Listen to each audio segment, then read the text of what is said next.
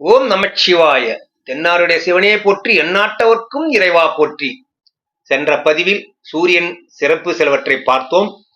சூரியன் லக்னங்களில் இருப்பதை பற்றியும் ராசிகளில் இருப்பதை பற்றியும் சிலவற்றை பார்த்தோம். இன்று இந்த பதிவில் சூரியன் ஓரையில் செய்யக்கூடிய நன்மைகள், கோச்சாரத்தில் செய்யக்கூடிய நன்மைகள் மற்றும் சூரிய கிரகணம், அக்னி நட்சத்திரம், கத்திரி இவைகளை சிலவற்றை பார்ப்போம்.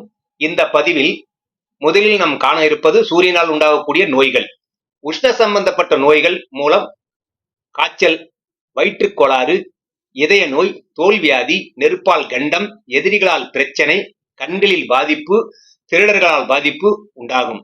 அடுத்து சூரியன் ஓரையில் செய்யக்கூடியவைகள்.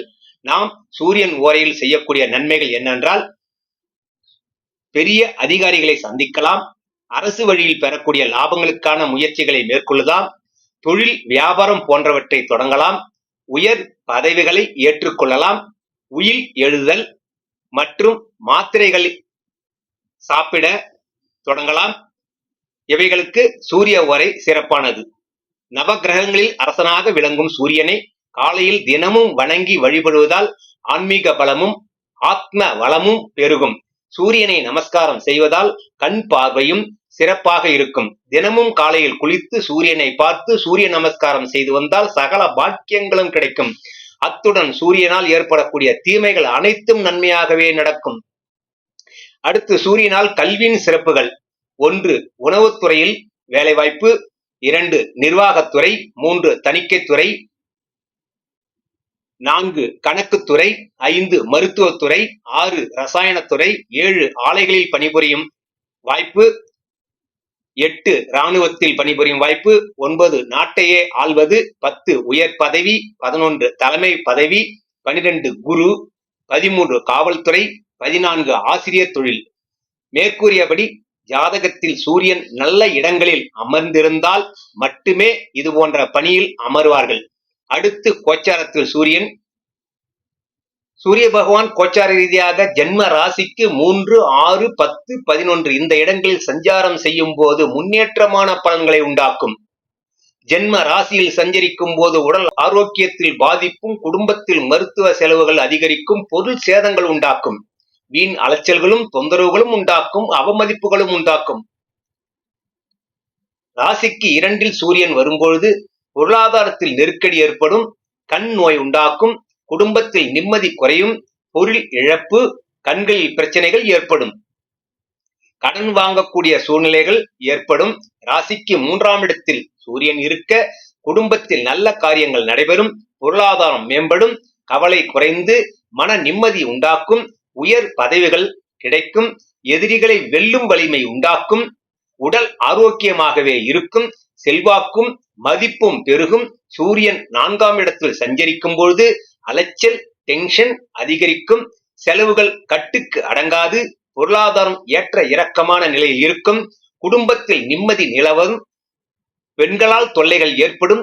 அடுத்து ராசிக்கு 5ஆம் இடத்தில் சூரியன் இருந்தால் நோய்களை கொடுக்கும், மனக்கவலைகள், வீண் அலைச்சல்கள், அரசு வழியில் வீண் பிரச்சனைகளும், எதிரிகளால் தொல்லை, உடல்நிலையும் பாதிக்கும்.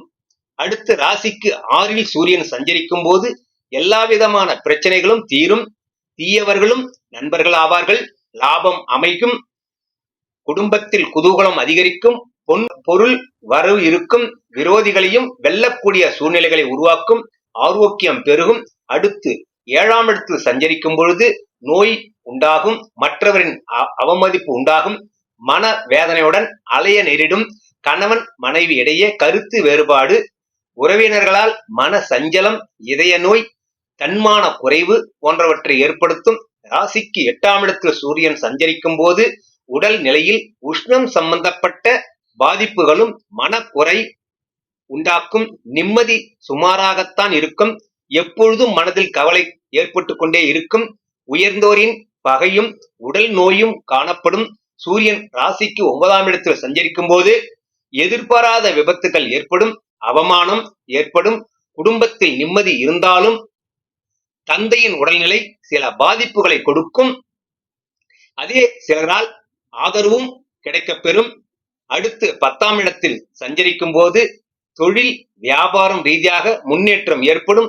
உத்தியோகஸ்தர்களுக்கு உயர் அதிகாரியை அனுசரித்து செல்ல வேண்டியிருக்கும். நினைத்தது நிறைவேறும், லாபங்கள் உண்டாக்கும். அடுத்து சூரியன் 11ஆம் இடத்தில் ராசிக்கு வரும்பொழுது தொழில் முன்னேற்றமாக இருக்கும். ஆதரவுகள் கிடைக்கும், நோய்கள் குணமடையும், பல வகையான முன்னேற்றங்களும் கிடைக்கும். சிறப்பாக இருக்கும். மன நிம்மதியும் குடும்பத்தில் சுபிட்சமும் உண்டாக்கும். ராசிக்கு 12 சூரியன் சஞ்சரிக்கும் பொழுது பொருளாதார நெருக்கடி உண்டாக்கும், செலவுகள் அதிகரிக்கும், அதனால் வேதனைகளை மிகுதியாக்கும், இடமாற்றம் ஏற்படவும் வாய்ப்புண்டு. பணக்கஷ்டம், வியாதியால் தொல்லை, பயணங்களால் அலைச்சல், மனைவி பிள்ளைகளிடமிருந்து கருத்து வேறுபாடுகள் ஏற்படும். அடுத்து சூரிய கிரகணங்கள் பற்றி சிலவற்றை பார்ப்போம். சூரிய கிரகணம் அமாவாசை அன்றுதான் அதிகமாக ஏற்படக்கூடிய வாய்ப்புகள் கிடைக்கும். சூரியனுக்கும் பூமிக்கும் இடையே சந்திரன் ஒரு நேர்கோட்டில் வரும்பொழுது சூரிய கிரகணம் உண்டாகிறது. அடுத்து அக்னி நட்சத்திரம், இவைகளை பற்றி சிலவற்றை பார்ப்போம். கோச்சார ரீதியாக ஒரு ராசியில் ஒரு மாதம் வீதம் 12 மாதங்களும் 12 ராசியில் சூரியன் சஞ்சாரம் செய்வார்.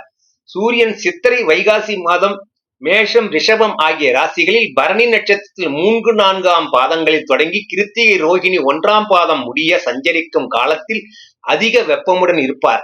இக்காலத்தை கத்திரி என்றும் அக்னி நட்சத்திரம் என்றும் கூறுவார்கள்.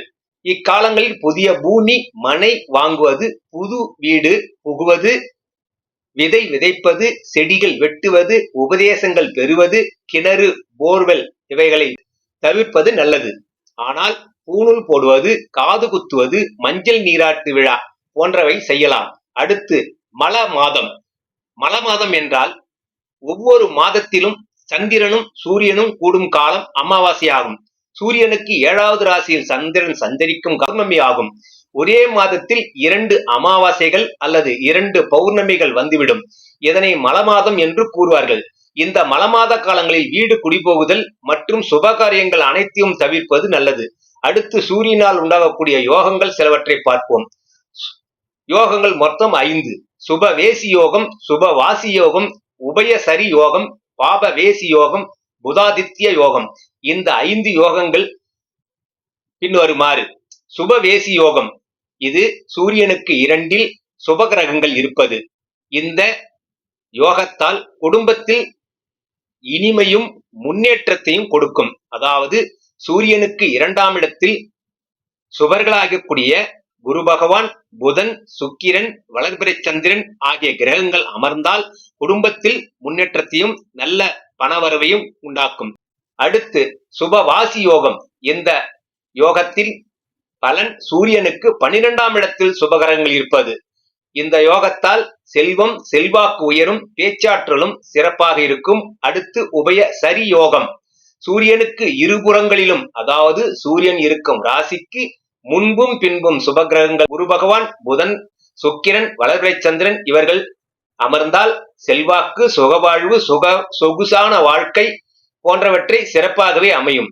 அடுத்து புதாதித்ய யோகம். சூரியனும் புதனும் சேர்க்கை பெற்று இருப்பது. இந்த யோகத்தால் நல்ல அறிவாற்றலும் பேச்சாற்றலும் உண்டாகும். அரசு வழியில் அனுகூலங்கள் கிடைக்கும். பெயரும் புகழும் உயரும். சூரியனின் திசைகள் சூரியன் கிரகணங்களுக்குள் ஸ்தானம் பெற்றவன் எனினும் அசுர கிரக வரிசையிலே வைத்து எண்ணப்படுகிறது. அசுப கிரகமான சூரியனுடன் புதனை தவிர வேறு எந்த கிரகங்கள் சேர்க்கை பெற்றாலும் அல்லது பார்வைப்பட்டாலும் தன் வலுவை இழந்துவிடும். சூரியனை ஆத்மக்காரகன், பிதுர்காரகன் என்றும் கூறுவார்கள். பெண்களுக்கு மாங்கல்யக்காரகன் என்றும் கூறுவார்கள். ராசியில் சிம்மத்தில் ஆட்சி பெறும் கிரகம், உச்சம் பெறும் கிரகம் ஒரே ஒரு ஆதிபத்தியம் மட்டும் உண்டு. அடுத்து சித்திரை மாதம் மற்றும் ஐப்பசி மாதத்தில் குழந்தைகள் பிறந்தால் இதனால் வரும் நன்மைகளும் தீமைகளும். தந்தைக்காரகன் என வர்ணிக்கப்படும் சூரியன் சித்திரை மாதத்தில் மேஷராசியில் உச்சம் பெற்றிருக்கும் காலங்களில் பூமியில் உஷ்ணநிலை அதிகரிக்கும். அதனால் பிரசவத்திற்கு உகந்த காலமாக இருக்காது. இம்மாதத்தில் பிறக்கும் குழந்தைகளுக்கு உஷ்ணம் சம்பந்தப்பட்ட பாதிப்புகள் இருக்கும். அதே போன்று சித்திரையில் குழந்தை பிறந்தால் தந்தைக்கு கண்டத்தை கொடுக்கும். என்றாலும் கெடுதி ஏற்படுவதில்லை. திருமணம் ஆன புதுமண தம்பதியினரை ஆடி மாதத்தில் பிரித்து வைப்பதற்கு இதுவே காரணமாகும். அது மட்டும் இன்றி சித்திரையில் பிறக்கும் குழந்தைகளுக்கு அதிகாரமான குணங்கள் இருக்கும். அடக்கி ஆள நினைப்பார்கள். ஐப்பசி மாதத்தில் சூரியன் நீச்சம் பெற்று துலாம் ராசியில் சஞ்சரிப்பதாலும் ஐப்பசி மாதம் மழைக்காலம் என்பதாலும் குழந்தைகளுக்கு உடல் நலத்தால் பாதிப்பு ஏற்படும். தந்தை வாழ்க்கையில் எதிர்நீச்சல் போட்டு வாழ வேண்டியிருக்கும். தந்தைக்கும் பிள்ளைக்கும் மன வேற்றுமை ஏற்பட்டு பிரிவினை கொடுக்கும். அடுத்து வரும் பதிவில் சூரியனால் ஏற்படக்கூடிய திசைகள் 6 வருடங்கள் பற்றி பலன் சிலவற்றை பார்ப்போம். நன்றி, வணக்கம்.